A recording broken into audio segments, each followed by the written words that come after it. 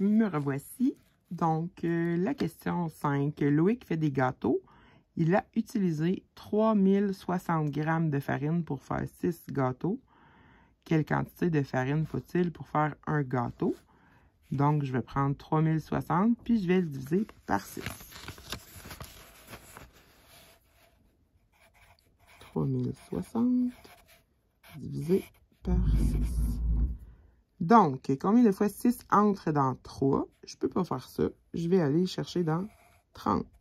Là, ça fonctionne parce que ça rentre 5 fois. 5 fois 6, ça fait 30. 30 moins 30, 0. Je descends mon 6. 6 entre une fois dans 6. Une fois 6, 6. 6 moins 6, 0. Je descends mon 0. Combien de fois 6 entre dans 0? Il rentre 0 fois. 0 fois 6, 0. 0 moins 0 égale 0. Et c'est possible de faire ta preuve en faisant l'opération inverse, c'est-à-dire 510 fois 6. Tu le ferais, puis tu arriverais à 3060.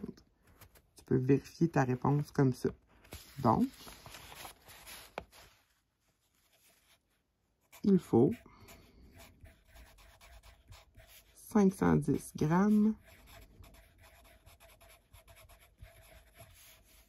de farine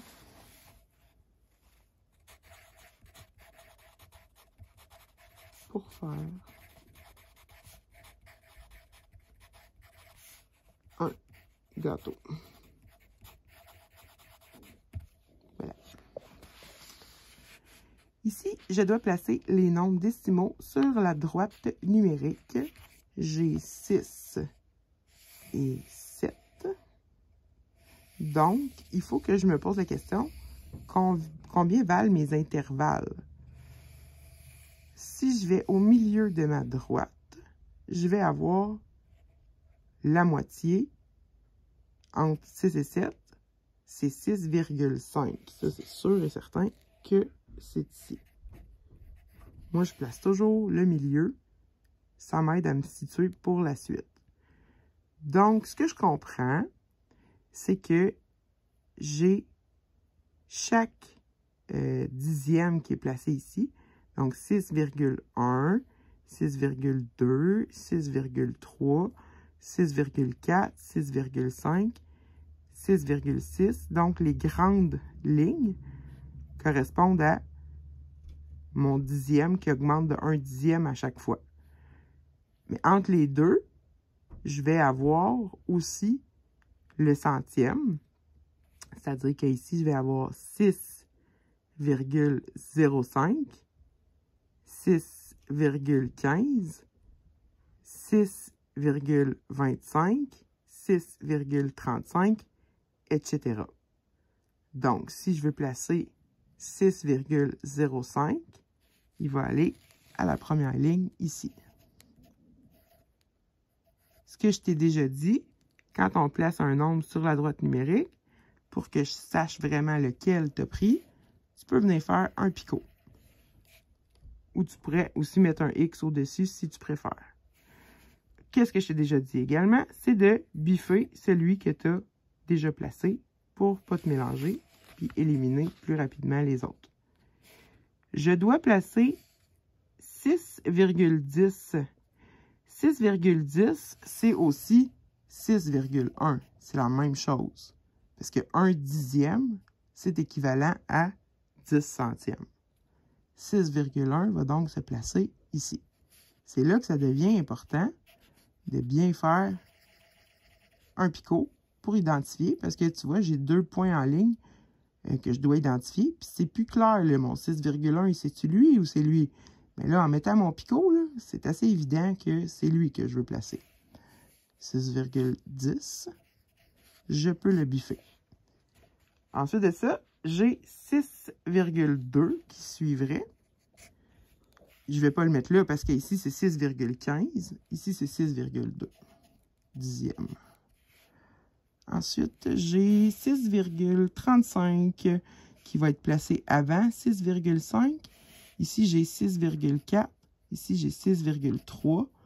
Donc, entre 3 et 4, ou entre 30 et 40, j'ai 35. Donc, 6,35 va ici. Après ça, j'aurai 6,60 centièmes que je viendrai placer ici parce que c'est équivalent à 6,6. Finalement, il me reste 6,7 qui va être la prochaine grande ligne. 6,7 va ici. 1, 2, 3, 4, 5, 6. 1, 2, 3, 4, 5. Il m'en manque un. 6,35. Ah, ben c'est parce que j'ai pas fait mon picot. Voilà! Je m'assure que j'ai toutes mes choses. 1, 2, 3, 4, 5, 6. J'avais 6 réponses à placer, donc tout est là. Au numéro 7, je dois écrire le nombre qui correspond à chacune des décompositions. Donc ici, j'ai 14 dizaines. 14 dizaines, c'est comme 14 fois 10. Donc, ça ferait 140. Ensuite, j'ai 8 unités. Donc, plus 8. Plus 19 centièmes. Donc, 19 centièmes, ça s'écrit comme ça aussi. Plus 6 millièmes, ça s'écrit comme ça aussi. Donc là, je vais être en mesure de venir écrire c'est quoi le nombre dans le rectangle. 140 plus 8, ça fait 148 entiers. Ce qui vient après, c'est après la virgule. 19 centièmes et 6 millièmes, ça fait 196 millièmes. Au numéro B, 2200 plus 750 plus 31. Ça, c'est ma partie entière. Donc, j'ai 7 centaines ici. J'ai 2 centaines là. Fait qu'on peut dire que ça fait 2950. Plus, j'ai un 31 ici. 31, je vais prendre mes dizaines. J'en ai 3 dizaines là. 5 dizaines là. Ça fait 8. Donc, 2981 va être écrit dans ma partie entière. Virgule 2 dixièmes. 2 dixièmes, ça s'écrit comme ça. Puis 5 millièmes, ça s'écrit comme ça. Donc, ça va faire 25. Pas 25, en fait, 205 millièmes. Comme ceci. Et finalement, j'ai 13 000 plus 600 plus 65. Celui-là va s'additionner facilement. 13 665.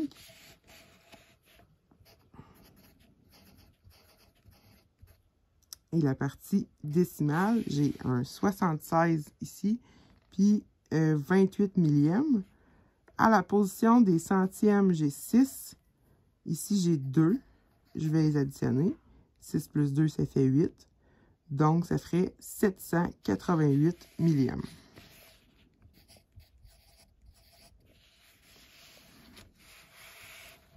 Petite question avec un texte ici. Donc, Charlotte a reçu 225 $ pour Noël.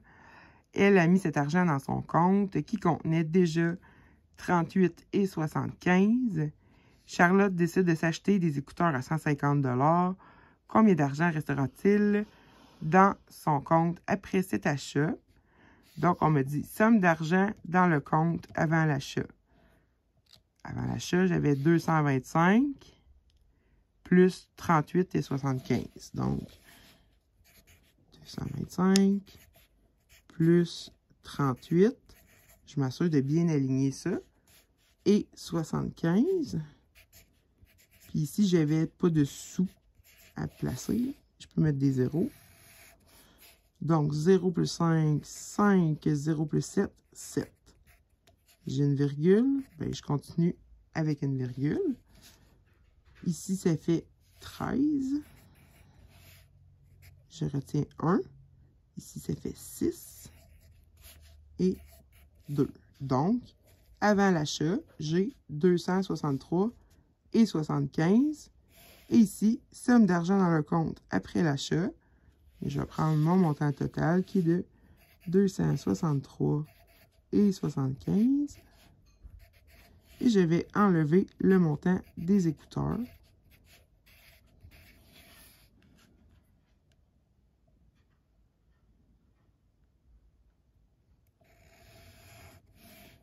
Je soustrais 5 moins 0, ça fait 5.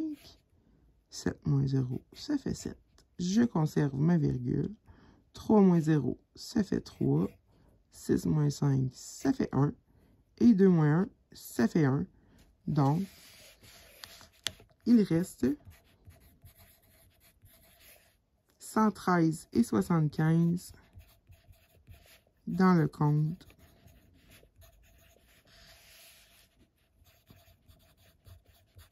après l'achat.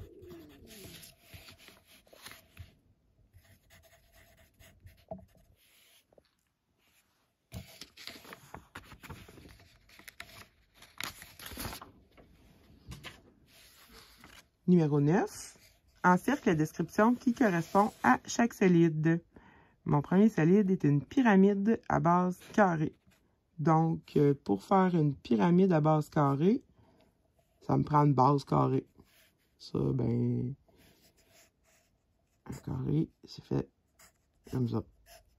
Donc, si c'est une pyramide, tout autour de mon carré, je vais avoir des triangles. Donc, j'ai un triangle comme ça. J'ai un triangle comme ça. J'ai un triangle en arrière. Puis j'ai un triangle sur le côté là. Fait que j'ai 4 triangles autour parce que mon carré, il y a 4 côtés. Puis une face carrée en bas. Donc, ça ferait 5 faces. J'ai aussi des sommets. 1, 2, 3, 4, 5. J'ai 5 sommets. Puis des arêtes, j'en ai 4 en bas. Puis j'en ai 4 tout autour, ce qui fait 8 arêtes. Ce qui veut dire polyèdre qui possède 5 faces, 5 sommets et 8 arêtes. Ce ne sera pas beaucoup plus compliqué que ça. L'autre, il n'y a pas le bon nombre de sommets, de faces et d'arêtes. Puis l'autre me dit c'est un corps rond. Il n'y a rien de rond dans ça. C'est vraiment un polyèdre. Le solide, le cône, ben en fait, le cône, sa base, c'est un cercle. Puis tout autour, c'est rond. Je peux pas vraiment dessiner ça parce que c'est comme un chapeau de fête. Donc, ça se dessine un petit peu mal. Mais ce qui constitue le tour du chapeau de fête, c'est une face. Puis la base, c'est aussi une face. Donc, j'ai 2 faces. J'ai un sommet qui s'appelle aussi un apex, qui est là.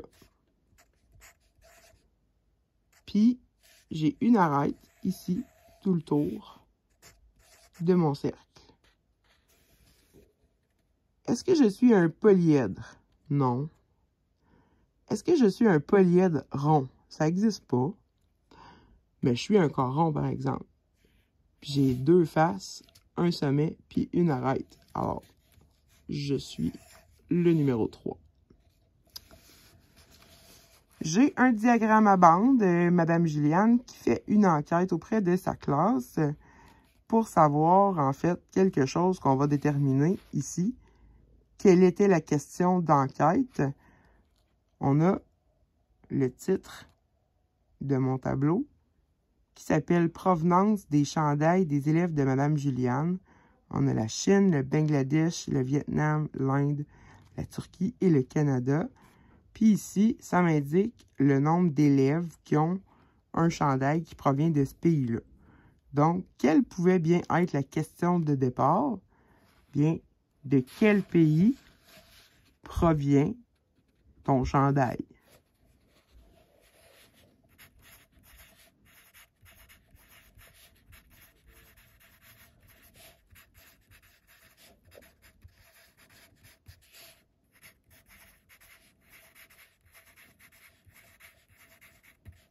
Ça aurait pu être quelle est la provenance de ton chandail. Mais de quel pays, on vient vraiment poser la question précise. Ensuite de ça, combien d'élèves ont répondu à la question d'enquête? Bien, on doit trouver pour chacune des provenances combien il y en avait. On voit qu'ici, ça sera en 4. Ici, ça sera en 4. Donc, on a... Ici, c'est 4. Ici, c'est 4. On a ici, la ligne s'arrête là, c'est 3. Ici, c'est 2. Ici aussi. Puis ici, c'est 1. Donc,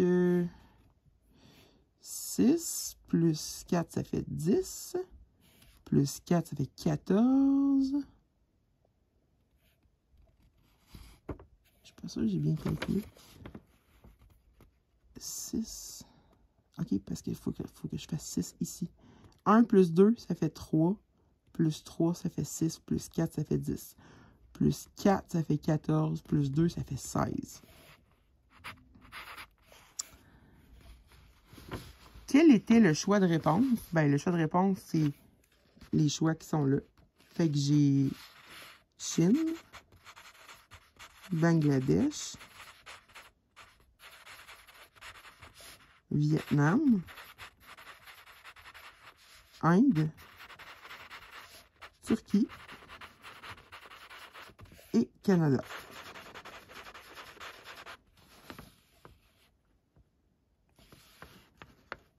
De quel pays proviennent le 1/4 des chandails des élèves? Bien, le 1/4, c'est le 1/4 de 16. 1/4 de 16, c'est une partie sur 4 de 16, ce qui correspond à 4. J'ai 4 chandails qui viennent de Chine et 4 du Canada. Fait que les deux pays qui seraient à écrire ici, ce serait Chine et Canada. Finalement, ma dernière question. Vrai ou faux, la plupart des chandails des élèves proviennent de l'Inde. En Inde, j'ai 2 chandails sur 16. C'est clairement pas la plupart des chandails. Parce que si c'était la plupart, ça serait même plus que la moitié. Alors que là, c'est 2/16e. Donc, tout simplement, c'est faux. Et voilà, ça fait le tour de la correction de la pratique d'évaluation.